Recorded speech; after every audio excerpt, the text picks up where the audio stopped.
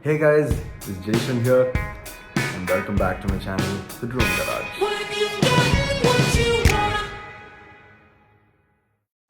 So today, we'll be looking at how drones fly. What is the physics or the concept behind how drones fly?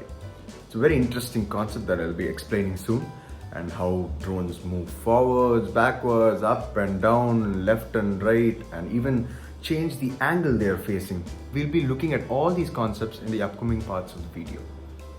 The three major aspects to the flying dynamics of drones are thrust, lift, and torque. Thrust is a pushing force in any direction. Lift is something that acts against gravity to fly the quadcopter, and torque is the force that causes rotation. Lift and thrust are interrelated. The flying of the drone is guided by one important law, Newton's third law. The law states that every action has an equal and opposite reaction. The common example we can easily take is that of the helicopter. The blades spin in the clockwise direction, and according to the law, the body of the helicopter should spin in the opposite direction or spin counterclockwise. But this is prevented by the secondary rotor at the back, which spins to oppose the movement of the body of the helicopter. Similarly, in the drone, if all the motors spun in the same direction, the body of the drone spins in another direction. So to solve this issue, two of the motors spin clockwise and the other two spin counterclockwise. We will see further about this in the upcoming parts of the video. The quadcopter contains 4 motors. Varying the speeds of each of these motors is what allows us to maneuver the drone in the way we want it to. There is motor 1, then there's motor 2, there's motor 3, and there's motor 4.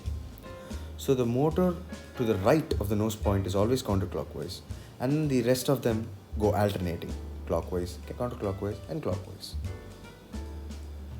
Here, Newton's third law comes into play. Motors 3 and 4 cancel out the torque produced by motor 1 and 2, and hence the body of the drone does not spin. So there are totally 4 components or say directions of flight that the drone can undergo, and that includes thrust, yaw, roll, and pitch. Thrust is when the speed of all the 4 motors are increased equally, causing the drone to take flight. So when the thrust is greater than the weight of the drone increases in altitude.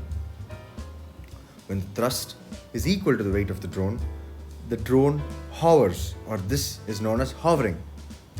When the thrust is less than the weight of the drone decreases in an altitude. Next is yaw.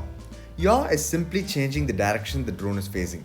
This is done using the help of Newton's third law. Let's say we want the drone to yaw left. We decrease the speeds of motor 1 and 2 and increase the speeds of motor 3 and 4.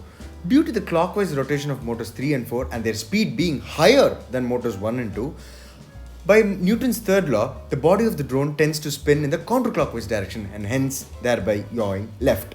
So this is the opposite that happens when we want the drone to yaw right. Next is roll.